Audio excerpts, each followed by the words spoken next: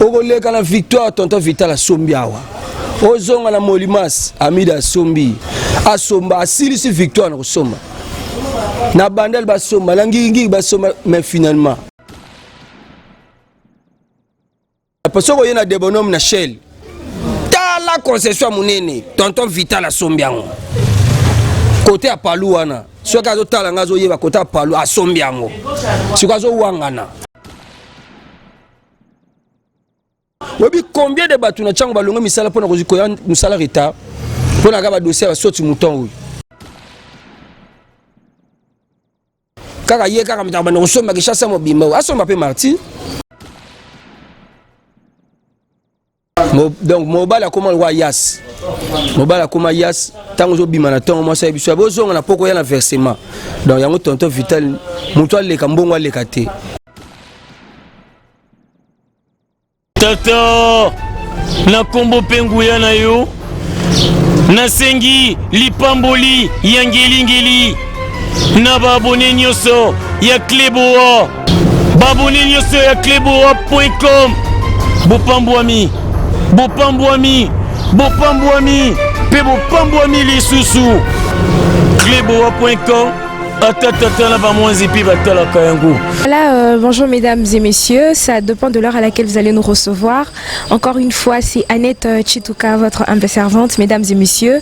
C'est avec un grand, un immense plaisir que moi, Annette Chituka, j'aime communiquer avec vous et ça se fait à travers ce micro et cette caméra. Je tiens avant tout à remercier tous nos abonnés de Kleboa.com, toutes ces personnes qui se donnent le plaisir de aimer, commenter nos émissions. Vos commentaires, vos suggestions nous aident à se perfectionner. Grand merci à celui qui est derrière la caméra, Chris Louda, celui qui fait en sorte que j'apparaisse en toute beauté devant vos écrans. Grand merci à My Lady Boss Pichou Mangaya. Grand merci à l'homme invisible de la nation. Pourquoi pas à toi, maman sociale Irène Mwanza. Voilà mesdames et messieurs, je ne suis pas seule aujourd'hui. Je suis avec Arnold Mukenge. C'est avec lui que nous allons dérouler cette émission. À qui je dis bonjour. Bonjour Annette Chituka. Mesdames et messieurs, avec Arnold Mukenge, on va essayer d'analyser la situation de Kanambo Kanabiso, Tokozoa Avinae. Et je tiens à remercier mon major Francis Koumou. Grand merci à toi, pourquoi pas à mon vieux Chase Chilombo. Grand merci à vous. Arnold Mukenge. Bakangi, directeur de cabinet et chef de l'État. Batumsou Bazolo baiser état de droit, oui, mais Batumsou Bazolo ba que il y a un règlement de compte. Tu étant que citoyen, oui, en tant que citoyen congolais, j'allais peut-être conseiller à mon vieux tonton Vital. Tonton Vital a mal géré son cabinet. Ogolé quand la victoire, tonton Vital a sombi awa. Ozonga na Molimas Amida sombi. Ozong soki 1000 fois bungi na ndako. Yo mwana na kata ndako wa 1000 fois bungi ba mwana na kozole ba zoka baloba nini. Nous 1000 fois zakili kola mesate. Asomba asilisi victoire na kosomba. Na bandel basomba na ngingi basomba mais finalement soko yena des bonhommes na Shell. Ta la concession monene tonton Vital asombi yango. Côté à Palu wana so ka zo tala ngazo yeba côté à Palu asombi yango. Siko zo wangana. Webi combien de batu na chango balongo misala pona koziko ya musala retard. Pour la dossier à sortir mouton oui. Donc tonton Vital azam tema malamu azong sandenge monsieur Rodrigue oya ya Robank. Oya Robank azong sakimbo ndam 17 37 millions azong 35. Amoni quand même tonton Vital azam tema malamu ya ozongi satandambu biso pe tozana besoin ya mbongo wana po batu misu ba futama musale salama ozomona. Donc tonton Vital en tout cas pardon vraiment zana mutema bo moto zongi satandambu oko wanga na noté donc soko yena debonom l'équipe Palu asombi concession wana aucun na victoire bon retelim ba tiango filer combien de mois comme dit cap combien de mois yo kanti na cabinet la kayimu mtasala kuna basaka beleti basala ke belé kaka ye kaka mtabana osomba ke chassa mobimba asomba pe marti tonton Vital fungula motema na net yo pendo dans yebike allié laissa punda lesa yo lesa kite yango ba poiti donc zongi sandambu ozongela musala na yo quoi. Merci. Bon pour na batu oyo bazo finga moi sinae. Ozomona ndenge parce que moi je dirais que sa femme n'est pour rien. Donc mobala comment le roi Yas. Mobala comment Yas tant ozo bimana tant moi ça biso bozonga na poko ya na versement. Donc yango tonton Vital muto le kambongo le kate. Voilà. Arnaud Mukenge, ça brûle sur internet. Dossier Eliane Moïse Mbié. Eliane Aza se plaindre. Autre part, c'est notre sœur congolaise aussi. Et tout ça, moi pas si. À l'objet depuis mon makamouane les Kanaki, pasteur Moïse Mbié, c'est là qui en sorte à faire avorter de force. À Mélissa qui est, je crois, drogue. Nende Tolanda une conférence de presse. Et depuis ce jour, a commencé à régler pendant 4 fois le mois. Et alala alisu pongite azozo ba menace yangwana zunga ki susu na parquet ala musi sous dossier wana et puis na ba propos tena ki vis-à-vis à Francis Kalombo, ça s'est encore retourné contre elle. Mais ce tobitota na nyonso Eliane il a poussé à cela ramnion so nizara pas si azana on thème par rapport à makambozo comme là peut-être nous on essaye d'analyser la situation ou gérer na musika. Eliane a besoin bon. Eliane a besoin bon, famille a besoin bon. Et à ce dossier, ma grand-mère voté, était ou violé, était à comme il a besoin, ya moi loco. Moïse Mbi, il y a Moïse Mbi, derrière Moïse Mbi, au monde a Eric Mandala, Batabia, Bazawana, Babed Achou. Moi loco yali, il y a mon famille qui toko, église peut foot qui toko. Vraiment, c'est Eliane Sigoyo, bah nous y a une erreur, pas bateau baza pemeni Fundambi, Ruben da moi loco. J'aurais évité que Mbi a pu kana ndengwana. Vraiment. Autant il y a funda que nous derrière Mbi il y a des gens. Donc pasteur Mbi à l'accès ko tima auto benga tima Mbi cœur dur on peut sa tête dans l'accès que non na yiba ina mboko ya ngozomuna babiloko nanya sengi Eliane wana pardonner. Pasteur Mbi na bandeli suko lobake non tu es papa et vos apaisements local la sœur benga famille vandi ça pouvait biso le contraire obiso toujours kanisa donc vous pouvez donc au fond li batu munoko batu ba kanisa pena que non kabila ko tika pouvoir te ba tika yango o ma bande ba kamaka alternance babe yango ni soki cohésion soki nini ba pesa ni pena boye remise reprise biwa ngoyo makamutu batu ba fungula munoko atanga yo na kamwa ponga za mutanani ponga za mutanani donc au mona pena que donc mutu vraiment Nzamba pesi pema azolela devant yo zobeta kara c'est pas gentil. Donc pasteur Moïse Mbié et vos apaisements ça la biso vraiment qui pasteur na yo terre biso na cher senga sœur Eliane pardon. Sœur Eliane yo zo zela batu ba zela sengo pardon. Yo mi kiti so sengi pardon. Donc et ça la biso vraiment très bien. Na bato baza pembe na oso bazo bisa yo que non otala kaka wa viser na mbongo obeta no libaku donc beta kara yemoko Mbi et place à revendre conscience ni sala za mutu atana l'accès biso bana teme to bika père de famille abota bana Moïse wana bota donc tant va dans que non moi na famille lati moi même si na lo bana célibataire je n'ai pas des enfants mais place moi na songololo je peux envoyer $10 kuno zomona donc sœur Eliane kanga munoko na yo vandanier papa na yo ayebi ndenge ni na gérer yo dans les bons c'est un peu ça ba bazo yaka ba troubler au moral botala wa viser na mbongo aussi ba touche pour rien donc c'est un peu ça. Voilà, Arnaud Mukenge, na kanga mingi na artiste na biso ya mboka na biso Ferregola et aujourd'hui na ba réseaux sociaux tozo mona Ferre na Robinho bazo benda na mukie na mo ba polémique parce que Robinho voulait seulement que grand frère naé ata par rapport à la musique marie que baza ba onyo so ba musicien mais azaki na besoin de reconnaître kaka musala naé pour yeso ka vidéo na YouTube au mona sali ba vue et belé et l'autre PC Kanda c'est le fait de voir que Ferré a ignoré à sa net biété. Yo étant que je sais pas proche il y a Ferré au moni situation une question on a répondre on a sonné on bomba pe lungue donc eza le quoi on répondre maman bokilo donc eza le quoi on répondre maman bokilo ce qu'on a torsini donc eza pena sonné comparer Ferré Gola na Robinho bon le quoi ezaka micro na yo plateau na yo il faut na répondre faire à un niveau à Robinho Robinho à mon donc à vraiment mon sauf que tonton Fali azo valoriser ye akoma le quoi Fali te Robino à niveau on te azana niveau abeta concert wa fait éviter abeta nze munini wa na yebi ku dute sunze mangonde ni mais faire azana ba niveau moko élevé mais nga pe na senga na tonton Hervé babilo lokola ba Robino sokozo landango au fula yi donc toi tika ka ndenge presque fula yi na ba générique kolongo la likolo to kita mabele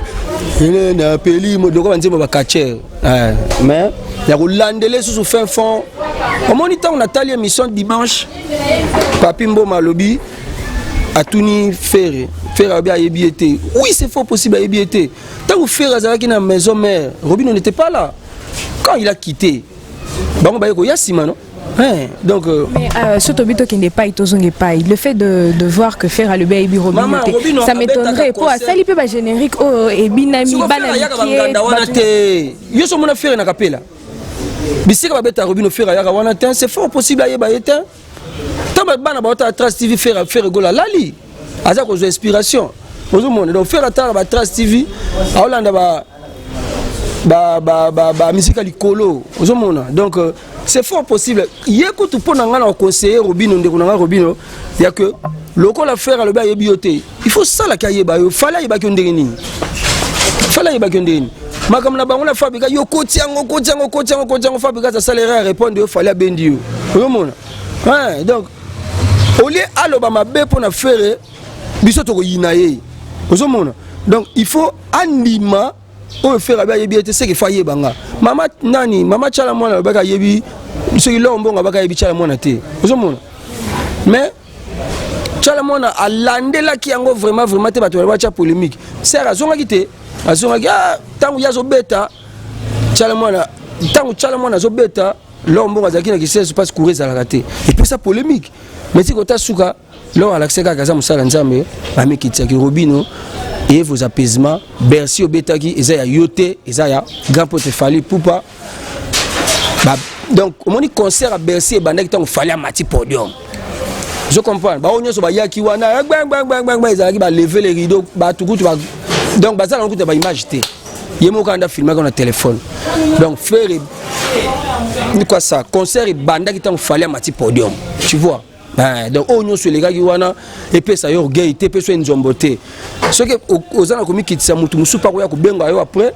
obeta pe concert yo moko me ba mission na yo ta mission ni bazo souffrir na kishasa o bengisi bango bo mati pe ko obeti ya yo po bengisi ba invité o memi na bangolo lela donc ba beti lever les rideaux o bani ko manquer en tout cas c'est pas gentil c'est pas vraiment ata Fali mo pas se pe na moté. Un conseil à faire égola, n'ayez que le bon rapport au côté du faire mais conseil ni pas copier ça faire égola mouvement nae ba porte parole nae ba tunyo so oh ba côté na polémique wana ngai personnellement je na koto ya soupe na ferité koto ya soupe na chétanité mais tant on a yoka ki biloko wana salinga passe ya mona niveau ya ferré Robino a manqué. Entre polémique à faire et à Fali, c'est fort possible pour ma force. Mais Robino a nul. À quoi tu as marqué Robino bon. Initi to beta lisoni tamulayi boto sur maramoze important. Conseil na faire gola. En tout cas papa oza doyen na makambo yo. Oyi polémique ndenge banda ya bato bakufa ba beta masasi na ba wenge. Les solo ya Robino ko betso li bakute donc bilo museko le kalobi ndengwana batu na biso ba l'équipe ba répondre ye obengi bango ka et vos apaisements donc biso mo consciemment to yebi que non Bercy ezaya grand pote Fali the king ezaya Robino te donc c'est un peu ça papa et vos apaisements aux grand chanteur yebi ko bino yebi ko yemba aux na mapango aux na palais quoi ça aux na car bien. Donc aux patrons au cas c'est monene kulanda ba polémique wana pe edimnaka na nga lobité que non après Bercy wana bato bazo aviser faire so ba bomba wana lobi yango après Bercy ya gapote Fali faire mutazo beta wana iza wera TJBT confité Fali mutazo beta wana donc mutazo beta ça faire à Lucas Salasco comparaison vous comprenez donc gapote faire pour vendre kimia a répété déjà biloko ya kosepesa bato côté kuna aya kolanda ba robino te conseil européen ça non na pesi conseil na bike no akipe ba polémique wana te aza grand donc il faut tala bato baza likolo ko tala robino d'ailleurs bato ya biso ya orchestre bazo répondre bato ya robino ba répondre robino c'est pas vraiment du tout catholique donc beaucoup mara moko ko beta ye kara donc babamba libanga na manga kotela donc faire gola aux grand au luka producteur de producteur ba luka kayo il a te ka orchestre mike ba comme la producteur on a un orchestre et ba te na nzemu na boka kiyo pour ba benga yo bon ça va j'ai t'appellerai mais yo faire on va parler botali content combien oh ok donc il le ka ba 20 000 donc ba content ba faire on les ali kolo ba fali pour pa wana donc ba robino pena so ka beti ndule ba che $10 mta oyate attends la kermesse ba comment beta ba coproduction quelque chose ba succès beta ba kapela na ba nini coproduction Arnaud Mukenge olanda ki vidéo ya Bokechu yebisaki ndenge banda osepela ndenge concert ya Fali ezonga ki ndenge ba concert na poto ezongi alobi ndenge ozana ozaka mukala ya ba musicien Bokechu aza kulutu na ngai akena poto mbulani akena poto kala tonto Bokechu aza noko pour na niveau matama ni wana koza noko kaka papa lekite donc ya fini nani te position ne peso yebana te tonto Bokechu na respect na pesa kayo muto kwa ngabwe papa zwanga na bien ko o zwanga na soni bwendeni zwanga bien talanga biawa tomoni misunanga Bokechu na melaka lotoko te diamba te tala taille nanga matelemi bien ayo komona ebela matama wana oza na poto mais santa bien te ebela matama donc niveau ya santa Bokechu na kobenge aza noko penza baza kwa noko na ngai do bande kwa mama do bande kwa mama tikaka na mboka nde ba Bokechu wana lelo se retrouver na poto au fingi nani te Kabila était au pouvoir tu as insulté Kabila quitté au bandi au finga fati finalement aux opposants ou bien aux na pouvoir tika ba mise ba beta po poto za yote batu bakenda poto avant yo bazali na to ko fana biso ngaka na l'accès kaka ke naza tout droit. Voilà, mesdames et messieurs, comprenez que je suis sur ce plateau avec Arnaud. Wana sala ngomi nene wana on dirait alia tala folia ka bio donc folia ka bio donc matama wana pena gars tonton Bokechu respecter batu respecter ba responsable yozo fingaka batu orchestre na swede kenda wapi orchestre swede kenda wapi n'Équateur bazolela yo beta na matanga yo kangami na poto Équateur mambenga bazolela yo beta na matanga kuna iteko tonton Bokechu zala respect ofingi na oyo ba utokanga mikolo nani mwana ntemi asali yo nini criminel abato évadé ngaye talo omo babilo mususu yango boyo benga bato ben polisima neti Bokechu penza ngana kene poto une semaine na koma mbebo rose kwa peluza Turquie siko yake na poto ata ba 30 ans yote fauteuil matama loka bombi boudin na kati.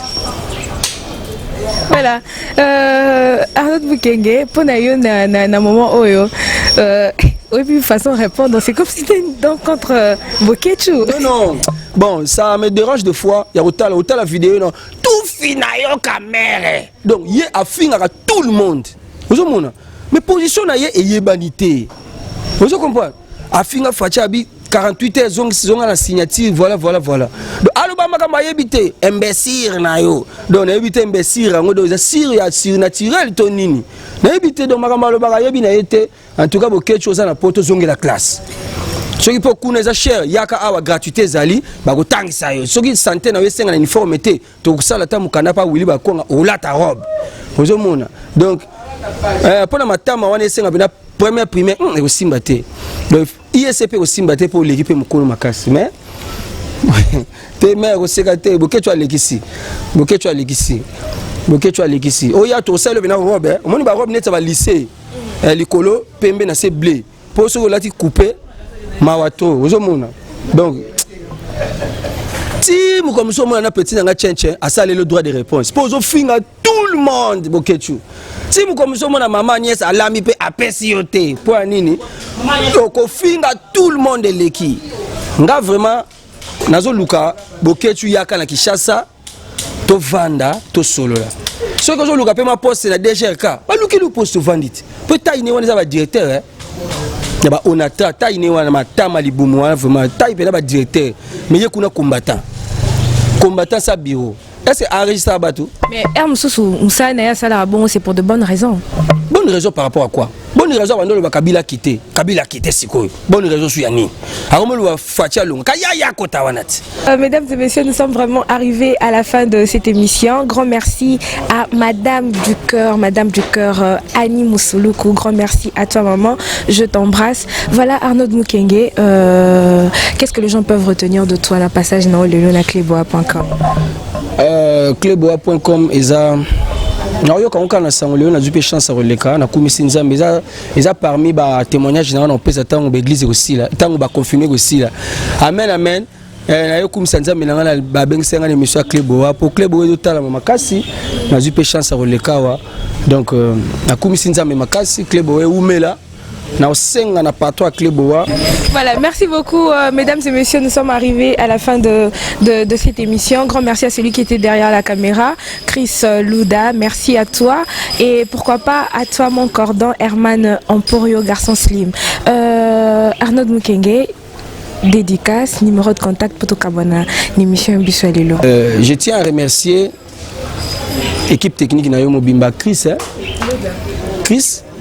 Chris Louda Ramadan 40 jours ezawate en tout cas merci comme mon jeune garçon boyazola na makamanzambe ezaki toko na yo Annette Chituka s'est déplacé pour nous revenir vers moi c'est très gentil Cleboa mobima na pesi bino mbote mon ami personnel Daniel Mbata garçon suisse na bengo tata mapasa Olivier Kabouba na kati singa mbweko mona maître Patrick Mongou le grand Mukumbusu na Paris osé baïti plaisir. Mon ami au Canada, Gilles Rodriguez, en tout cas je te salue. Ma maman, Madeleine Ngaloula, Dorcas Oumou, ma petite sœur Dido Itouko. Merci beaucoup mesdames et messieurs, nous sommes arrivés à la fin de cette émission. Grand merci à tous nos abonnés de Cleboa.com. Grand merci à toutes ces personnes qui se donnent le plaisir de aimer, commenter. Vos suggestions, vos commentaires nous aident à se perfectionner. Grand merci à... Voilà, Chris, on peut se lever pour clôturer notre émission, voilà. Grand merci. Comment la taille a boué et au sala bien.